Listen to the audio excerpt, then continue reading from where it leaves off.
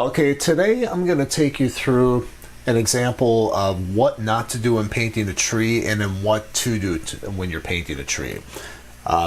There's a lot of common mistakes that artists will make when they do trees. I see it all the time when I'm teaching my classes, and thought I would share with you some of the common mistakes so that when you're working on your trees, you can hopefully avoid them.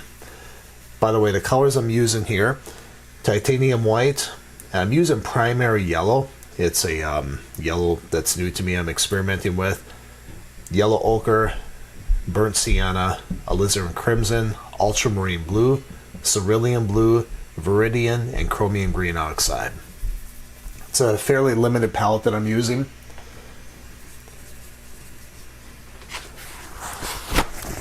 So the first thing that artists will do a lot of times, at beginning artists, when they're painting a tree, is they think trees are green. So what we need to do is paint a green tree. And what they might do is simplify the shape. I see this all the time where they'll just paint something kind of round like this, and they don't really focus on the actual shape of the tree, or they won't try to make the shape interesting, and they'll just use this green, beautiful green paint, because trees are green, right? And they'll put that on there. They might put it on thick.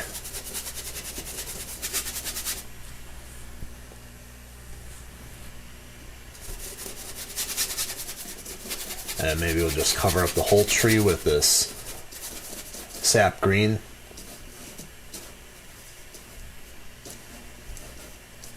And if they do try to put in some detail, some of the shape, they'll just oversimplify it. They might go something like that.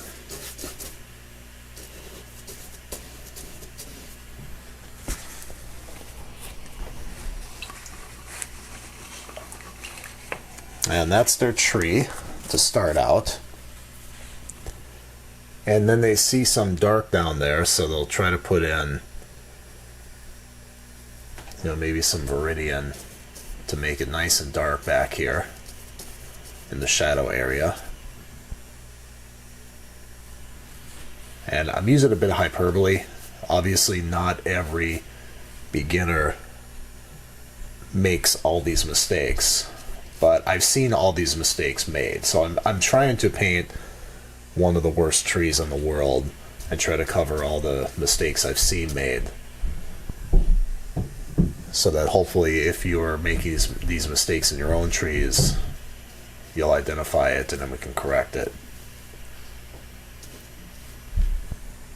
And because they're uncertain, they'll just kind of stick it on there haphazardly like this.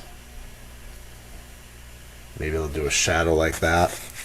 And there's other mistakes that could be made. I talked about this in my how to paint sunsets video, where they will paint the whole sky in first, and then they'll paint the clouds and the trees on top of it. So that's another one that I didn't quite get covered here, but if you're doing that, you want to avoid that. And then, of course, we have a sky. And a lot of times what they will do, and this is straight out of the Bob Ross classes. I'm going to pick on Bob Ross today, no offense if you like Bob. He was awesome to get people inspired, but you definitely don't want to stay at Bob Ross if you got inspired and started with Bob Ross.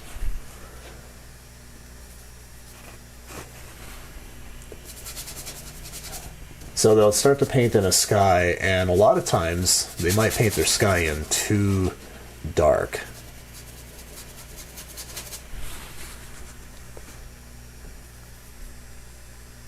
This is classic. Whenever I go into a Michaels or AC Moore when they used to exist, and I would see the Bob Ross painting classes, I always saw this, and I just couldn't believe that the teacher who was teaching it would not correct it.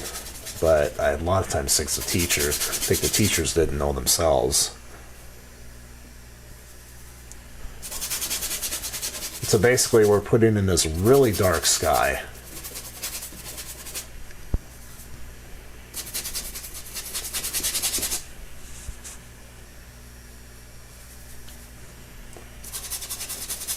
Because skies are blue, right? So we need to put in a blue sky.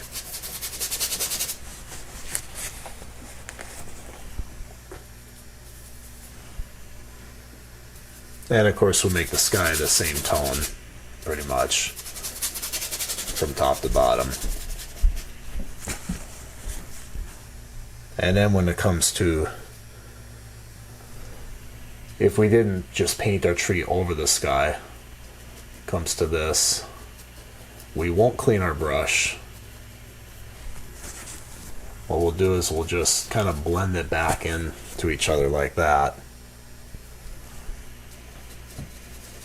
But don't worry, we have a way to fix this in our world of less experience, shall we say.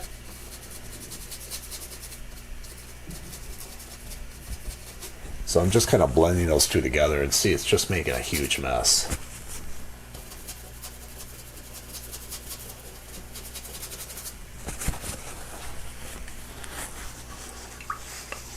And let's put in some grass. Looks like I'm almost out of sap green. Okay, sap green has been replenished. So let's put in some grass, and they can see that the grass is lighter. And I've seen it all over the place what the grass might end up being.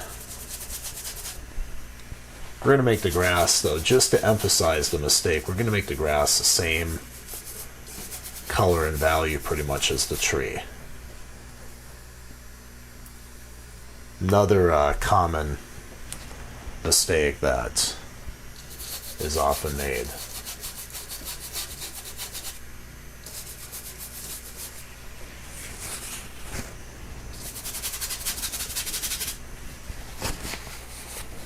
Okay, there's a tree. Let's get some more Viridian down there.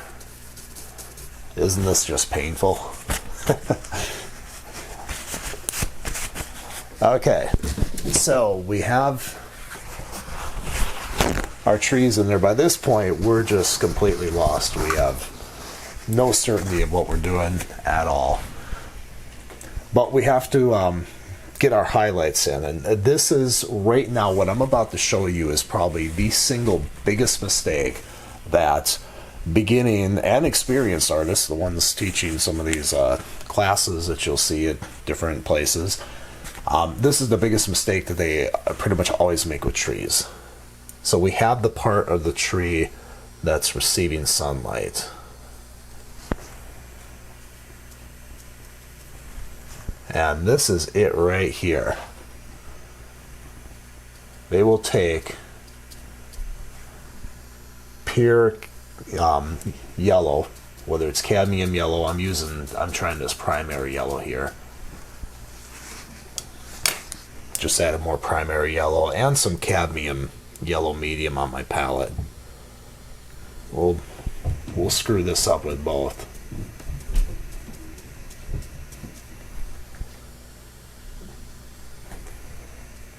And they'll get that on there.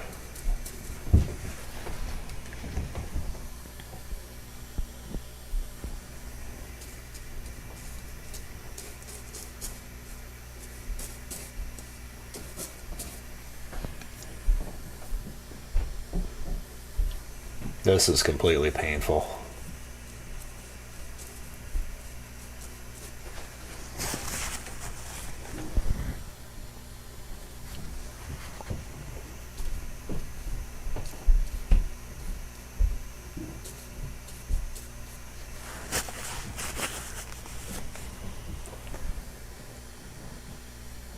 And heck, let's add some titanium white to that so we really want that sunshine to show here in this part. And let's put some here in the ground too. What the heck.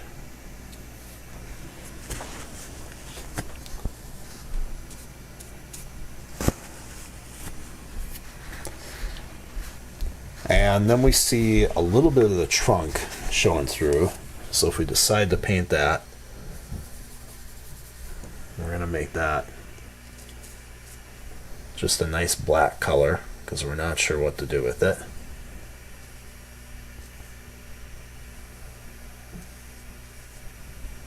We're just going to use the same big fat brush to get that in there, and we see some highlight on that. Of course, wood is brown, so I'm going to mix some brown with some white because I want it to be lighter. And of course we use white to lighten everything, nothing but white. We're going to stick that in there.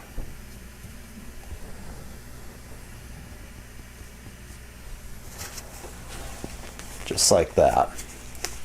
And there we go. The worst tree painting in the world, most likely. Now, as I said, I was using a bit of hyperbole here with this, and not every beginner makes all these mistakes, so I want to emphasize that, but I've seen all these mistakes made, so I'm trying to, as I said before, trying to put everything into one basket to create about the worst tree in the world. So now let's shift over to painting. Let's make our best attempt to paint this well, or good, and then we're going to discuss the differences so that you know what to look for when you're doing your tree painting. Alright, so now we did the worst tree painting in the world. So let's try to do a decent tree painting. And the first thing I'm going to do is focus on the drawing. I'm going to take some Viridian and burnt sienna, and I'm thinning this down with mineral spirits. And I want to focus on the shape of the tree. Now, the one big mistake that artists can make too is they can get too focused on the drawing and try to draw every single little nook and cranny, and then they lose shape of the, or they lose view of the entire shape of the tree, the big shape. And so while I'm going to try to focus on this, I'm not going to try to do every single nook and cranny. I want to capture the overall character of the tree.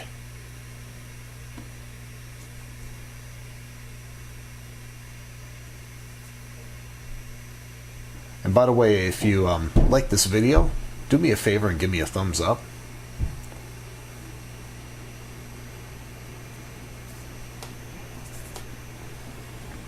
And so what I'm thinking about here is with this tree, there's a slant overall like this, a slant going down like that, and we come up like this, like that, a slant like this. So I'm trying to see the overall, like I said, big shapes, and then we can whittle down to the little shapes later.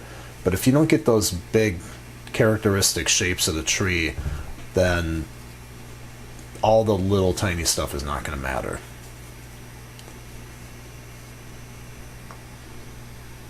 I want to say too that, you know, this is one particular tree in one particular scenario of lighting. Obviously there are different scenarios, different lighting scenarios, and what I'm going to show you doesn't apply to everything, but it does apply in most circumstances. So you can go out in nature and see, you know, scenarios where this isn't going to apply. Or not everything I'm teaching you is going to apply, but you want to be aware of it. So you want to be aware of when the rules are broken and why they're being broken, versus just not even being aware of the rules and then making a lot of mistakes. So mistake number one that artists will make a lot of times, beginning artists, is that they won't focus on the overall characteristic shape of the tree. They will either get too muddled into details or they'll oversimplify it, as we did with this tree over here.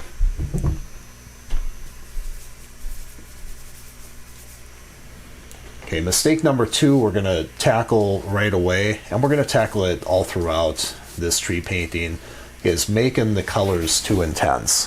The foliage will be too intense in color. In my bad tree, I basically just use straight Viridian. Viridian's a very dark color, but it needs to be toned down, and I'm toning it down with some burnt sienna for the shadow side of the tree. It's not the only color combination you can use,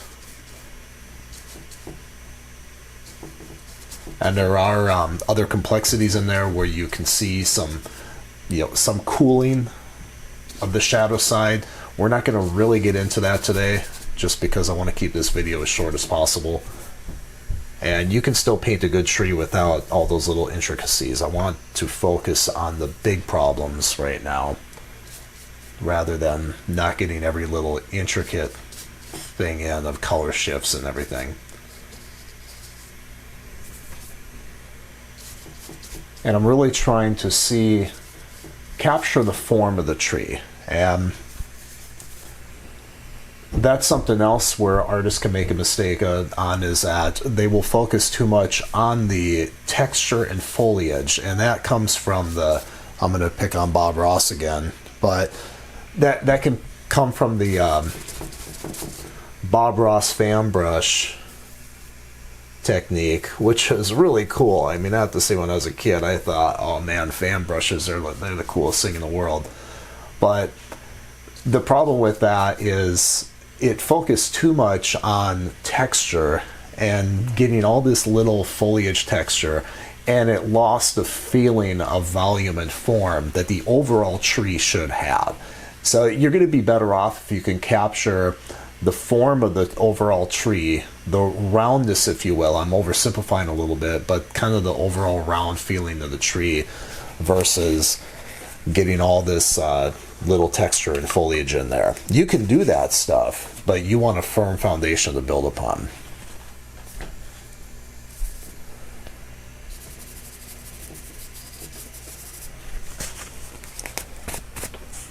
Okay, next I'm going to put in the ground plane. I don't always do it this way. I'm doing this more for sake of illustration.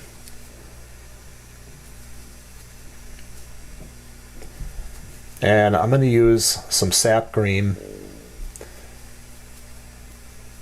yellow ochre, a little bit of cadmium yellow light, and some titanium white. I'm going to put this on pretty thin. And I still want to tone that down a little bit more with some titanium white.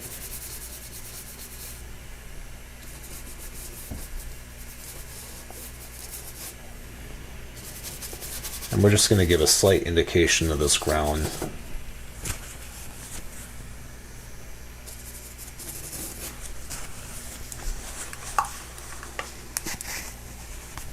And I'm going to grab a bit of titanium white, burnt sienna,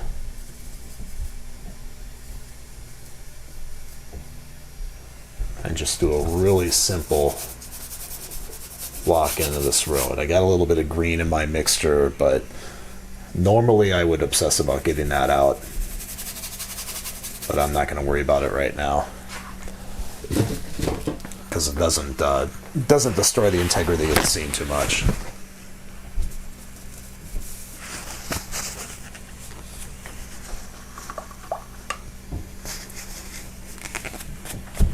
Okay, so next let's paint in the light side of the foliage.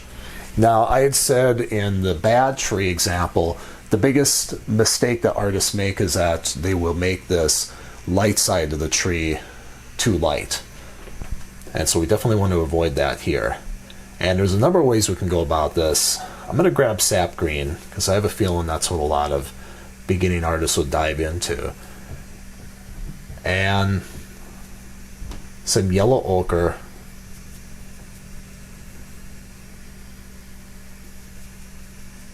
and I can use a little bit of cadmium yellow light, but really I want the yellow ochre And I'm going to grab just a touch of burnt sienna as well. And we really want to neutralize this green. Biggest mistake that most beginning artists make with green is that they don't neutralize it. You have to add a lot of a neutralizing tone, a type of red in with the green to make it work.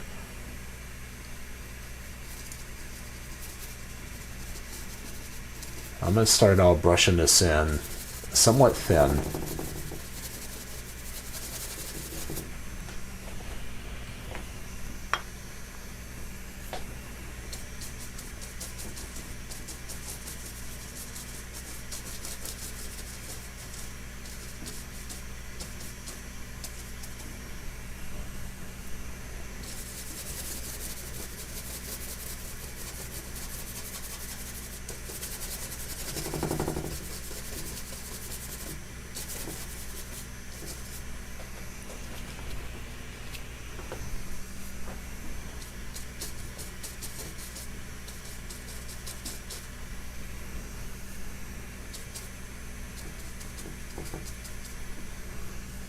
And I can take some of this in an interplay between the dark and the light to get a better technique. However, the most important thing I want you to see right now, before anything else, before you pay attention to, oh, how's he going to, you know, get the neat little foliage texture in there and all that stuff, and where'd the fan brush go? He's got to get the fan brush out. I don't have a fan brush, by the way. But anyway, what I want you to focus on most importantly is this. This highlight area in the tree is darker than the ground plane, okay? And when we put the sky in, I'll re-emphasize this, the sky is going to have to be even lighter than the ground plane. That is the number one mistake that beginning artists will make. If you look at my bad tree over here, the highlight part of the tree is actually lighter than the ground plane.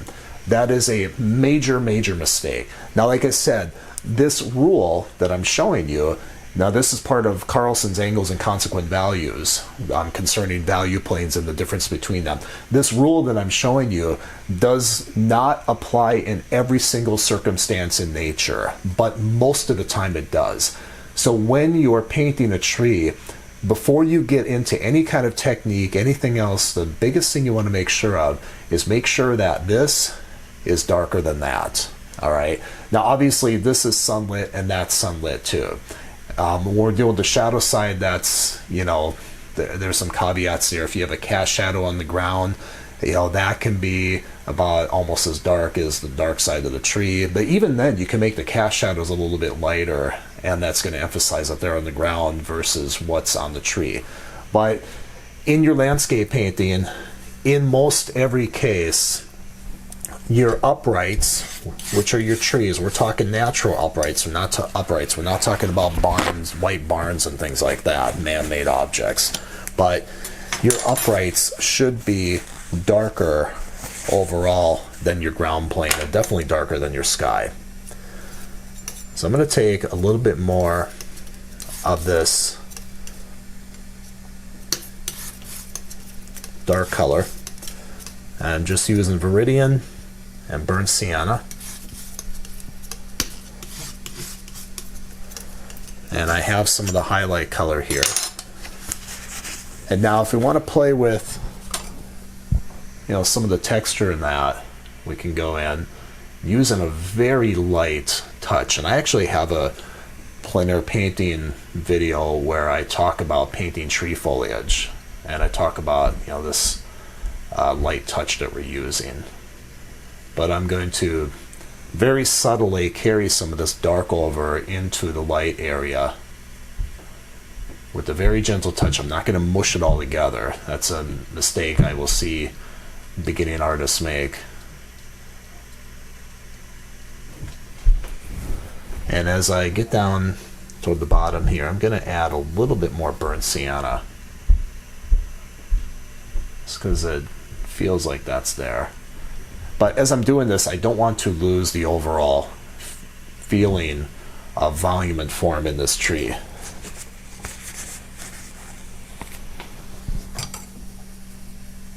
and then I can take the highlight color, I can come in,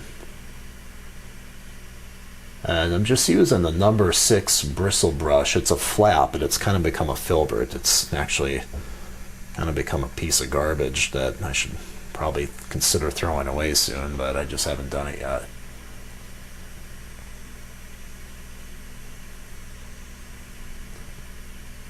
Now you want to make sure you don't get carried away with this where you start,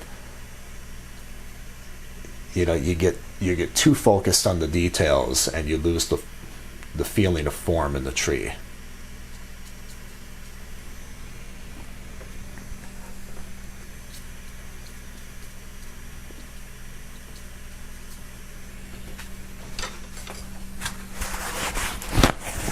Now, I'm not going to carry this tree as far as I can. I'm not going after a finished painting. This is merely just to demonstrate to you guys what to look for, the mistakes that are made in painting trees. All right, let's do some of the tree trunk. And we had tackled that a little bit in the last painting, in the Bab one. And I wasn't too far off on some of what was going on there.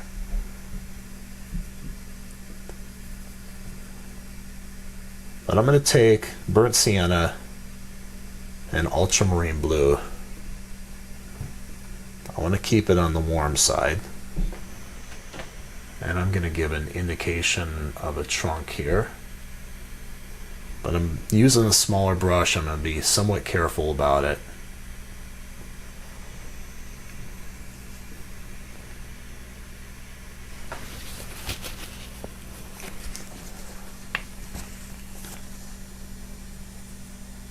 And then I will take the burnt sienna and the titanium white. I know I was a little bit facetious in the last one, but that color actually can work a lot of times in these scenarios for the light side of the trunk. I'm just going to dab a little bit of that on there.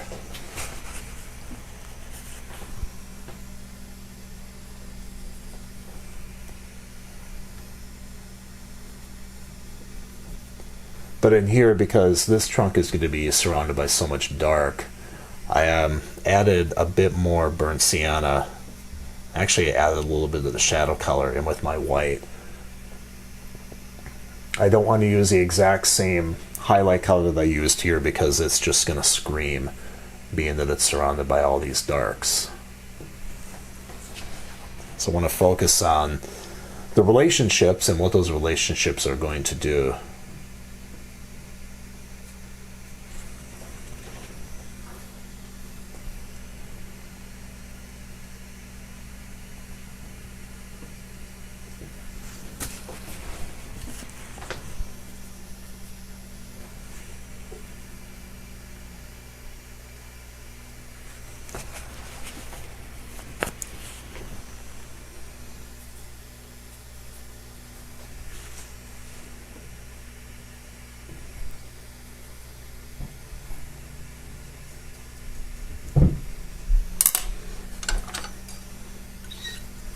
Actually, one other thing I can do is I can use a palette knife to stick some of that in as well. It's a little too bright there.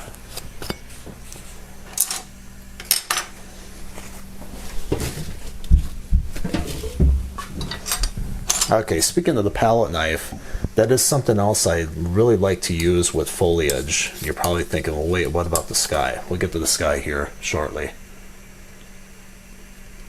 But instead of using the fan brush to get texture, shout out to Bob Ross, I like to, I know I'm really picking on Bob today, hopefully his estate doesn't come sue me, but I like to use a palette knife because you can get some really interesting texture. But once again, I want to emphasize, texture is the last thing you should be going for. And for a lot of beginning artists, it's the first. And that is a mistake. That's why your paintings do not look good, because you're not focusing on the fundamentals. You're focusing on all the unnecessary stuff. All the little fun things. And the fun things are you know, they're great, but you gotta have some solid fundamentals to build upon.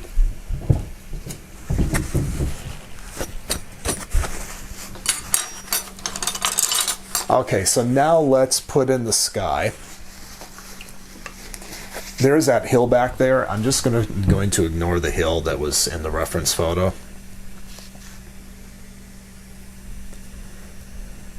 Now notice the color I'm grabbing is white. A lot of white. And I'm going to add a little bit of cerulean and some ultramarine.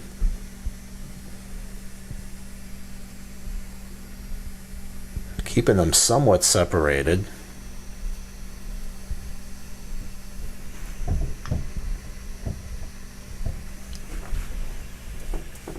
Start at the top with the ultramarine. And I'm going to do my best to keep this away from the tree. But when I put this color down, when I test it, the first thing I want to ask myself is this overall lighter than that? And definitely lighter than the highlight part of the trees.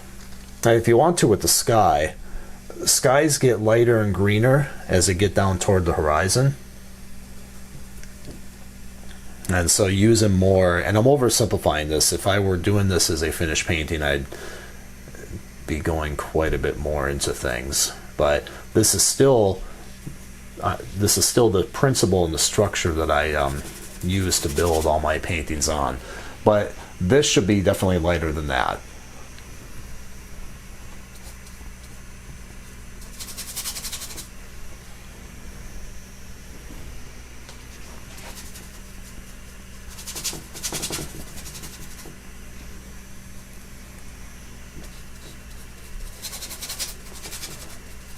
And by the way, I'm using a different brush for the sky than I used for my other colors.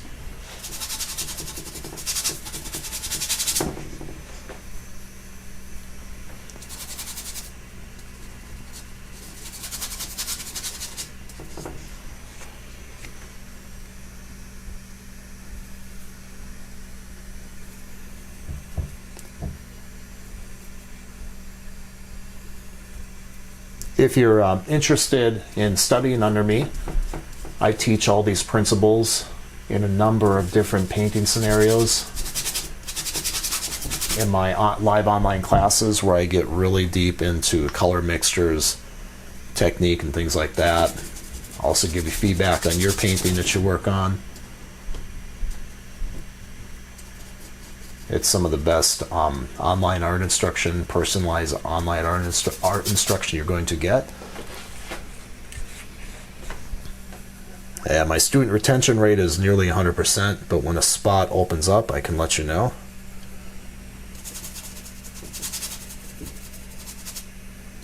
There's a link below where you can sign up.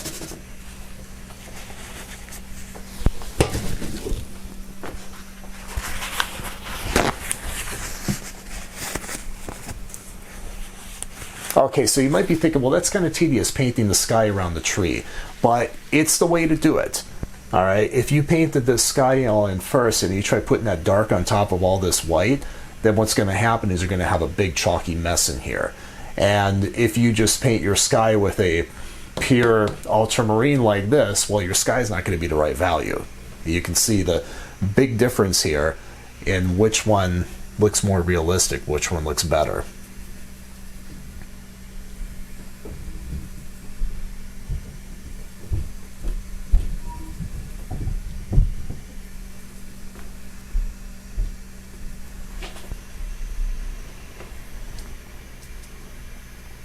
And I'm not going to carry this all the way through because I want to keep this video short, but I'm just showing you how I will bring the sky color up against the tree without causing a big mess.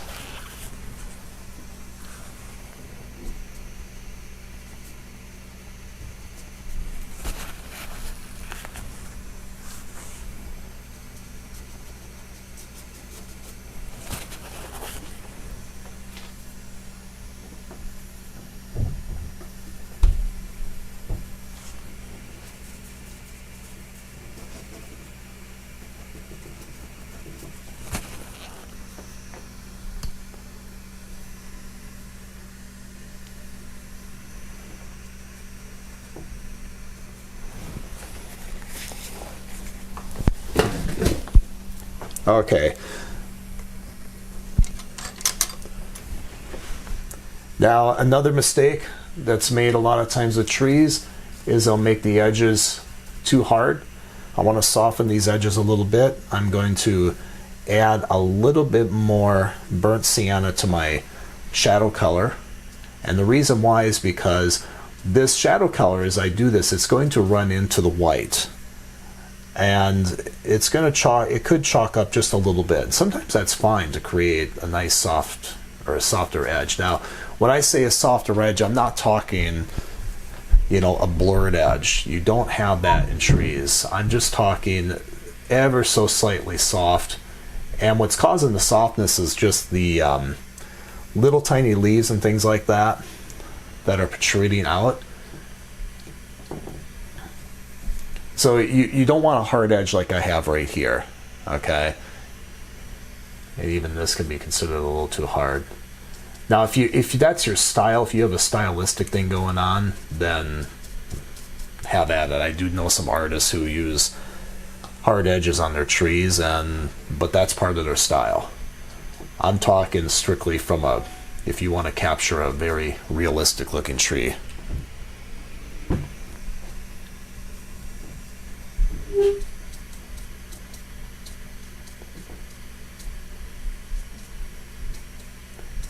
And this is the point where you can really start to add some interesting shape and get some of these little innies and outies that you might really obsess over.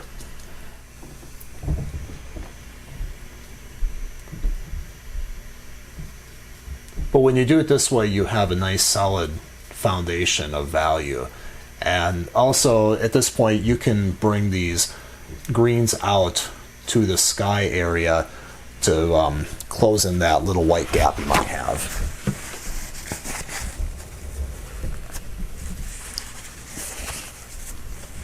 Okay, so one more thing I want to talk about. We didn't cover this in the bad painting, but it should be covered, and I couldn't cover it in the bad painting because we didn't even do it, but I want to talk about sky holes. And sky holes are basically just the openings inside the tree where you can see the sky through it. Sky holes should always be darker than the surrounding sky. There's a temptation to just take your sky color as it is, and let's say we want to make a sky hole right here, and you just stick that in there like that. But that ends up looking way too light in value because it's surrounded by all this dark, and so it just jumps out and screams and sings. And there's a principle of diffraction. John F. Carlson talks about this in his Guide to Landscape Painting, and that diffraction, that the smaller light areas being surrounded by all this dark is going to cause the smaller light areas to look darker in value than this area here. So I'm just taking a palette knife and I mixed a little bit darker version of that sky. And basically, the smaller the sky hole, the darker it should be. And you don't have to obsess over this. One little trick that I do is just taking my palette knife, and it's a bit of a hack thing, but I will kind of blend the tree color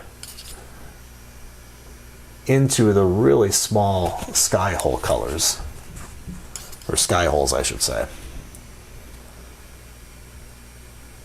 And you want to make sure you don't put too many sky holes in,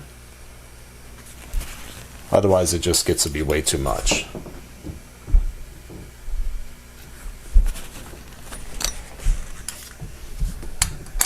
Okay, so we're going to stop there.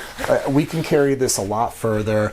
You can go a little bit lighter, in fact, with your highlight foliage.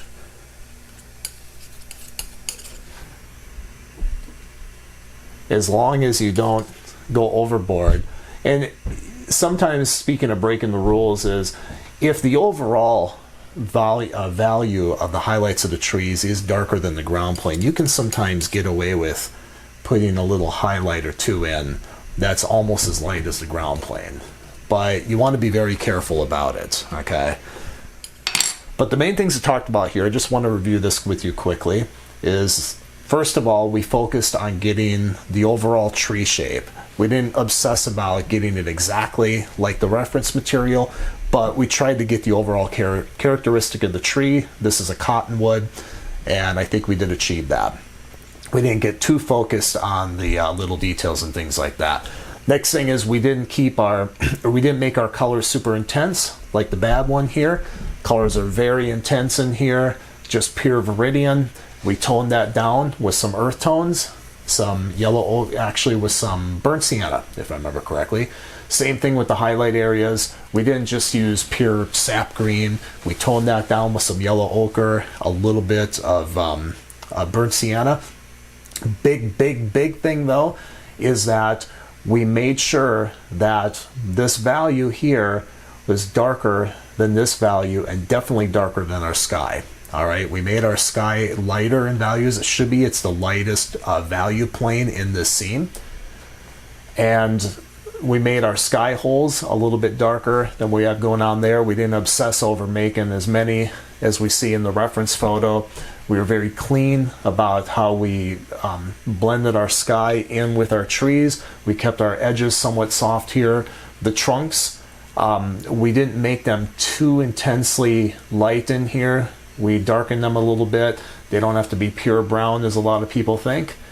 And big thing is focusing also more on the overall mass and form of the tree versus little details and texture and things like that. You can get that stuff in there as we did, but you just want to make sure you're building on a firm foundation of form and light. And also we made sure that the edges got a little bit soft here on the edge of the tree, not too soft, but we also don't want them to be very hard. So anyway, I hope this helped. Thank you for watching. If you like this video, give me a thumbs up. If you want to consider supporting me on Patreon, you can do that as well. And also if you want to join my live online classes or get access to my monthly full painting demonstrations, you can click on the link below as well. Thank you very much.